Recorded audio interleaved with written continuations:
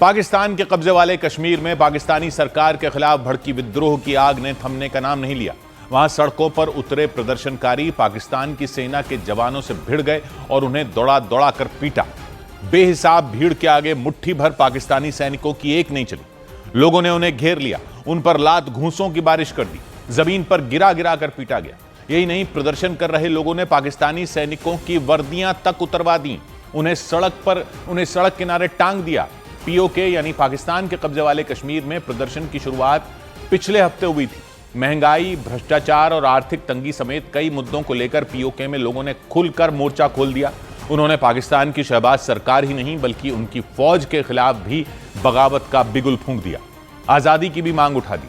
PoK में चल रहे आंदोलन की अगुवाई JKAAC यानी जम्मू कश्मीर अवामी एक्शन कमेटी नाम के संगठन ने की। उसने पाकिस्तानी सरकार के सामने 38 मांगे रखी थी, लेकिन जब वो मांगे पूरी नहीं की गई तो विद्रोह छेड़ दिया गया। पीओके के मुजफ्फराबाद, मीरपुर, कोटली, नीलम वैली और रावलाकोट जैसे इलाकों में जनता सड़कों पर उतर आई। दिन ही नहीं बल्कि रात के वक्त भी भड़के हुए लोग सड़कों से हटने के लिए तैयार नहीं हुए। शहबाज शरीफ की सरकार विद्रोह को दबाने के लिए पीओके में सेना उतार चुकी है। इंटरनेट भी बंद कर दिया गया, लेकिन प्रदर्शनकारी पीछे हटने को तैयार नहीं हुए। पाकिस्तानी सेना और पुलिस की झड़प में 12 लोगों की मौत भी हो चुकी है। सैकड़ों लोगों के घायल होने की खबर आई। लेकिन पीओके में प्रदर्शन कर रहे लोगों का गुस्सा हर बदलते दिन के साथ बढ़ता ही नजर आया। भड़के हुए लोगों ने पाकिस्तान के सैनिकों पर भी हमला बोल दिया।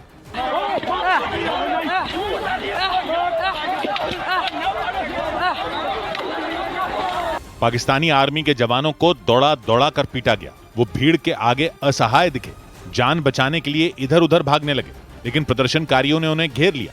इसके बाद तो उन्होंने पाकिस्तानी सैनिकों पर लात घूंसों की बौछार कर दी, गिरा गिरा कर उन्हें मारा।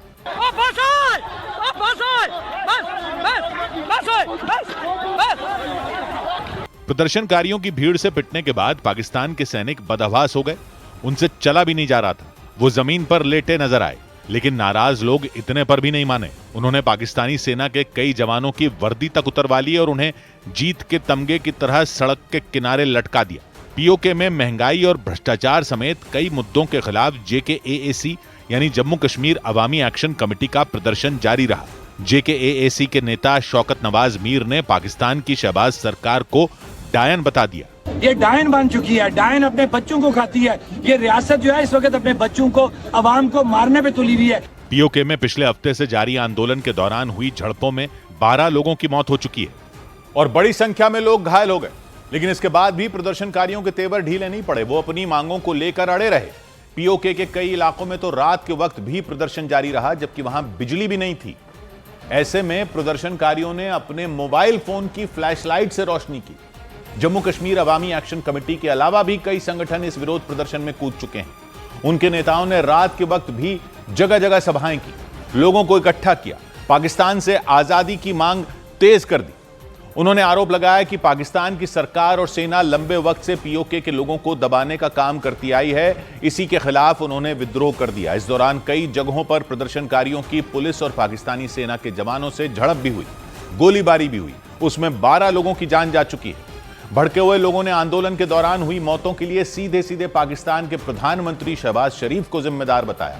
इतना ही नहीं, उन्होंने आरोप लगाया कि घायल प्रदर्शनकारियों को अस्पतालों में भर्ती करने से भी मना कर दिया गया और इसीलिए लोग गुस्से से आग बबूला हो गए। पीओके के मुजफ्फराबाद में पाकिस्तानी सरकार और वहां की फौज के खिलाफ जमकर नारेबाजी की गई।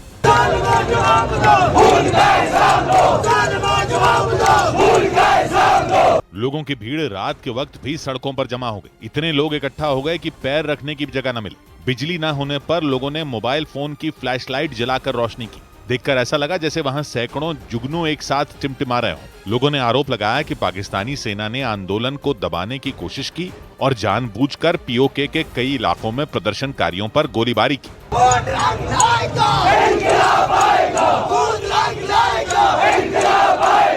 प्रदर्शन में शामिल नेताओं ने इंटरनेट पर प्रतिबंध लगाए जाने का विरोध किया और मोबाइल टावरों को उखाड़ने की चेतावनी दे दी। अगर मोबाइल सर्विसेज बहाल न हुई और बेहतर तरीके से बहाल न हुई तो जिसके घर के पास टावर है उसे उखाड़ के फेंक देना।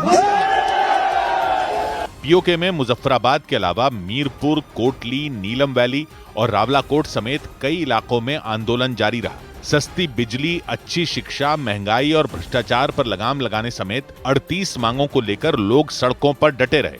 और इस सब के बीच पीओके में पाकिस्तानी सेना की बर्बरता का मुद्दा संयुक्त राष्ट्र के मंच पर भी उठाया गया। पीओके की राजनीतिक पार्टी जेके पीएनपी के प्रतिनिधि ने पाकिस्तान की सेना और सरकार पर गंभीर आरोप लगाए।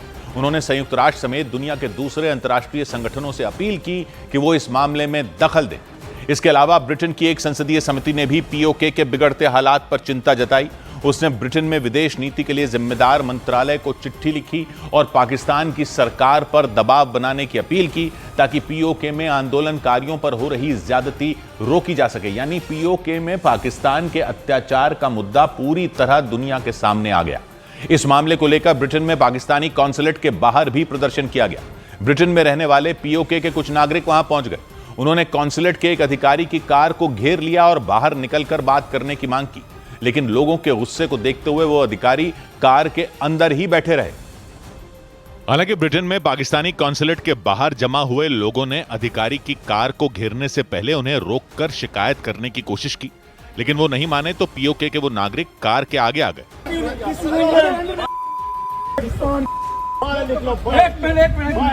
भड़के हुए लोगों ने पाकिस्तानी अधिकारी से कहा कि वो कार से बाहर आ जाएं, लेकिन वो नहीं निकले। हालांकि कार का शीशा उन्होंने खोल दिया। इसके बाद लोगों ने बाहर से ही पीओके में हो रहे अत्याचार को लेकर उन्हें लताड़ लगा दी। लोगों ने बर्मिंघम में मौजूद पाकिस्तानी कॉन्सुलेट के अधिकारी को काफी देर तक रोक कर रखा। उन्हें फटकार लगाने के बाद लोगों ने नारेबाजी भी की।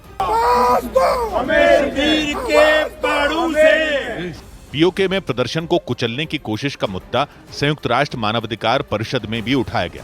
पीओके की राजनीतिक पार्टी जेके पीएनपी के प्रतिनिधि ने शहबाज सरकार को खूब खरी खोटी सुनाई और लोगों पर हमला करने वाली पाकिस्तानी सेना पर लगाम लगाने की मांग की। We call upon Pakistan to restrain the use of force against peaceful Kashmiris. JK PNP के प्रतिनिधि ने अंतर्राष्ट्रीय संगठनों से भी पीओके के मामले में दखल देने की अपील की। उधर पटना में मुख्यमंत्री नीतीश कुमार की सुरक्षा में बड़ी चूक हो गई। पटना में एक व्यक्ति सुरक्षा घेरा तोड़ते हुए मुख्यमंत्री नीतीश कुमार के बेहद नजदीक पहुंच गया। हालांकि सुरक्षा कर्मियों ने उस व्यक्ति को तुरंत पकड़ लिया। ये घटना तब हुई जब नीतीश कुमार लाल बहादुर शास्त्री को उनकी जयंती पर श्रद्धांजलि देने के बाद सीढ़ियों से नीचे उतर रहे थे। वो व्यक्ति अपने हाथ में पीला कागज लिए हुए था।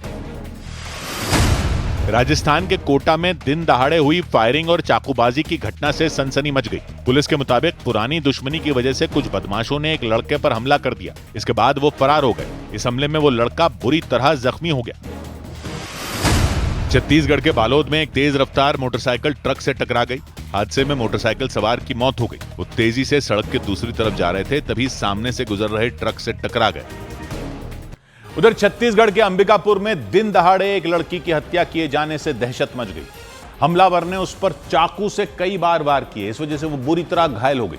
उसे गंभीर हालत में अस्पताल ले जाया गया, लेकिन तब तक उसकी मौत हो गई। दिल दहला देने वाली यह घटना अंबिकापुर के एक पेट्रोल पंप पर हुई। वो लड़की वहां काम करती थी।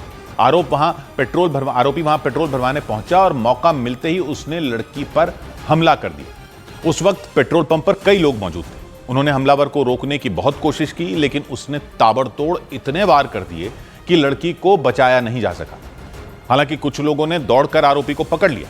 बताया गया कि भागने की फिराक में उसने उन लोगों पर भी चाकू से हमला करना चाहा, लेकिन लोगों ने उसे किसी तरह पकड़ लिया और पुलिस के हवाले कर दिया। पुलिस के मुताबिक आरोपी उस लड़की का पूर्व प्रेमी था और उसे इस बात का शक था कि उस लड़की ने किसी दूसरे लड़के की वजह से उससे दोस्ती तोड़ दी थी। बताया गया कि इस बात से वो बेहद गुस्से में था और पुलिस के मुताबिक इसी बात पर उसने लड़की की हत्या कर दी। आरोपी पेट्रोल पंप पर सबके सामने चाकू लेकर उस लड़की के पीछे दौड़ पड़ा। वो लड़की खुद को बचाने के लिए तेजी से भागी, लेकिन हमलावर ने उसका पीछा किया। कुछ दूर जाने के बाद उसने लड़की की पीठ पर चाकू से वार कर दिया। इस हमले में वो लड़की जमीन पर गिर गई। इसके बाद आरोपी ने उस पर ताबड़तोड़ कई वार कर दिए, जिसकी वजह से वो गंभीर रूप से घायल हो गई।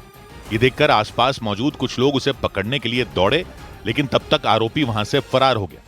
हालांकि कुछ लोगों ने उसका पीछा किया और उसे पकड़ने में कामयाब रहे। उसको दौड़ाए और शंकर प्रजापति जी के घर के पास उसको पकड़े और उसको फिर थाना में टीआई साहब थे हमारे, वो थाना में फिर ले जाके दे। बताया गया कि जब लोगों ने आरोपी का पीछा किया तो उसने उन पर भी चाकू से हमला करने की कोशिश की।